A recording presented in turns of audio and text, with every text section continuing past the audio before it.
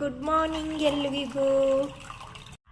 ಏನಪ್ಪ ನಾನು ಇದನ್ನು ತೋರಿಸ್ತಿದ್ದೇನೆ ಅಂತ ನೋಡ್ತಾ ಇದ್ದೀರಾ, ಇದು ಕಹಿಬೇವು ಎಲೆ. ಇದು ಏನಕ್ಕಾಗತ್ತೆ ಅಂದರೆ ಇವತ್ತು ನಾನು ಹೇಳ್ತೀನಿ. ಎಲ್ರಿಗೂ ಕೆಲವೊಂದು ಟೈಮ ಚಿಕನ್ ಫಾಕ್ಸ್ ಆಗುತ್ತೆ, ಅಂದರೆ ಅಮ್ಮ ಆಗುತ್ತೆ ಅಂತ ಹೇಳ್ತಾರೆ. ಅದಕ್ಕೆ ಇದು ತುಂಬಾ ಒಳ್ಳೆಯದು. ಅದು ಏನು ಮಾಡಬೇಕು ಅದರ ಬಗ್ಗೆ ಇವಾಗ ನಾನು ಹೇಳ್ತಾ ಇದ್ದೇನೆ. ಇದು ಒಂದೊಂದೇ ಎಸ್ಳು ತೆಗೆದಿಡ್ಬೇಕಾಗತ್ತೆ. ಹೀಗೆ ಒಂದೊಂದೇ ಎಸ್ಳು ತೆಗೆದು ಆಮೇಲೆ ಇದನ್ನು ಫಸ್ಟ್ ರೆಡಿ ಮಾಡ್ಕೊತೇನೆ. ಒಂದೊಂದೇ ಎಸ್ಳು ತೆಗೆದು ಆಮೇಲೆ ಏನು ಅಂತ ನೆಕ್ಸ್ಟ್ ಇದು ಪ್ರೊಸೀಜರ್. ನೋಡಿ ಫ್ರೆಂಡ್ಸ್, ನಾನು ಇವಾಗಲೇ ತೆಗೆದಿಟ್ಕೊಂಡಿದ್ದೇನೆ. ಇಷ್ಟು ನನ್ನ ಕೈಯಲ್ಲೇ ಇದೆ. ಇಷ್ಟು ಅದು ಏನು ಮಾಡ್ತೇನೆ ಅಂತ ಹೇಳ್ತೇನೆ. ತೆಗೆದಿರೋದನ್ನೆಲ್ಲ ಮಿಕ್ಸಿ ಜಾರಿಗೆ ಹಾಕ್ಕೊಂಡಿದ್ದೀನಿ. ಇವಾಗ ಇದಕ್ಕೆ ಸ್ವಲ್ಪ ಅಷ್ಟೇ ನೀರು ಹಾಕಬೇಕು, ಜಾಸ್ತಿ ಹಾಕಬಾರ್ದು. ಇದನ್ನು ಗ್ರೈಂಡ್ ಮಾಡ್ಕೊಳ್ಬೇಕು. ದಂಟಿದೆ ಅಲ್ಲ, ಇದನ್ನು ಬಿಸಾಡಬೇಡಿ, ಅಥವಾ ಇದು ವೇಸ್ಟ್ ಆಗಲ್ಲ.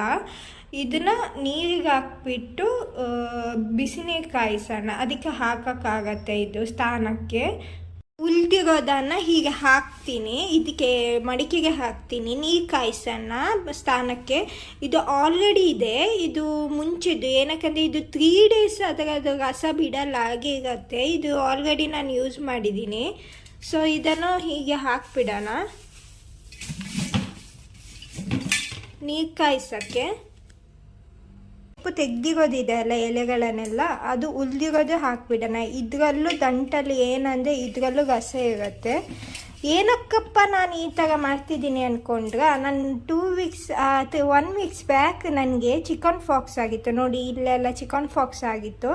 ಹಾಗಾಗಿ ಅದು ಇರುತ್ತೆ, ಅಲ್ಲಿ ತನಕ ನಾವು ಕ್ಯೂರ್ ಮಾಡ್ಕೊಳ್ಳೋಣ ಅಂತ ಈ ಥರ ಉಳಿದಿ. ಫ್ರೆಂಡ್ಸ್, ಇದು ಆಲ್ರೆಡಿ ರೆಡಿಯಾಗಿದೆ. ಇಷ್ಟು ಗಟ್ಟಿ ಇರಬೇಕಾಗತ್ತೆ, ನೈಸ್ ಮಾಡಬೇಡಿ. ನೈಸ್ ಮಾಡಿದ್ದು ಏನಾಗುತ್ತೆ ಅಂತ ಹಾಕೋಕ್ಕೆ ಕಷ್ಟ ಆಗುತ್ತೆ. ಅಂದರೆ ನೀರಾಗಿ ಹೋಗುತ್ತೆ, ಮೈಯಲ್ಲಿ ನಿಲ್ಲಲ್ಲ. ನಿಮಗೆ ಬೇಕಿದ್ದರೆ ನೈಸ್ ಮಾಡೋದಾದರೆ ಮಾಡಿ. ನನಗೆ ಈ ಥರನೇ ಇರಬೇಕು, ಹಚ್ಕೊಳ್ಳೋಕ್ಕೆ ಈಸಿ ಆಗುತ್ತೆ ಅಂತ. ಕುದಿಲಿಕ್ಕೆ ಆಲ್ರೆಡಿ ನೀರು ಇಟ್ಟಿದ್ದೇನೆ ಸ್ಥಾನಕ್ಕೆ. ನೋಡಿ, ಅದು ತುಂಬ ಕುದಿಬೇಕು, ಅದರ ರಸ ಎಲ್ಲ ಬಿಡಬೇಕು. ನಾನಿಲ್ಲಿ ಅರಿಶಿನ ತಗೊಂಡಿದ್ದೀನಿ.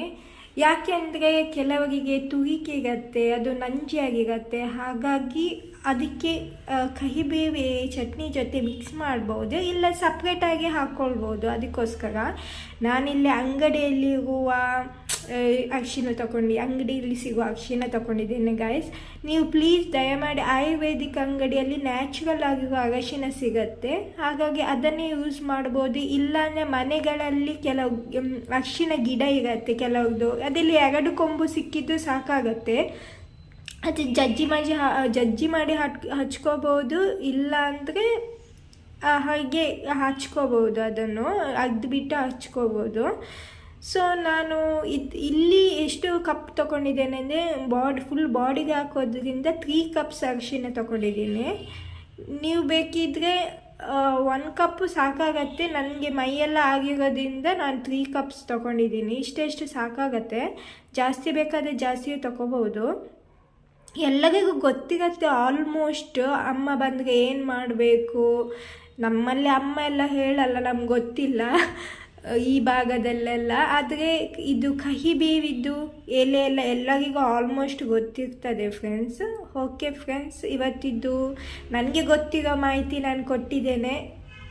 ಏನು ಮಾಡಬೇಕು ಅಂತ ಗೊತ್ತಾಯ್ತಲ್ಲ, ನನಗೆ ಇಷ್ಟೇ ಗೊತ್ತಿರೋದು. ಹಾಗಾಗಿ ಥ್ಯಾಂಕ್ ಯು. ಇವತ್ತಿದ್ದು ವ್ಲಾಗ್ ನಂದು ಇಷ್ಟ ಆದರೆ ಲೈಕ್ ಮಾಡಿ, ಸಬ್ಸ್ಕ್ರೈಬ್ ಮಾಡಿ. Thank you. ಹೀಗೆ ನನಗೆ ಸಪೋರ್ಟ್ ಮಾಡ್ತಾ ಇರಿ ಗೈಸ್. ಬಾಯ್ ಬಾಯ್.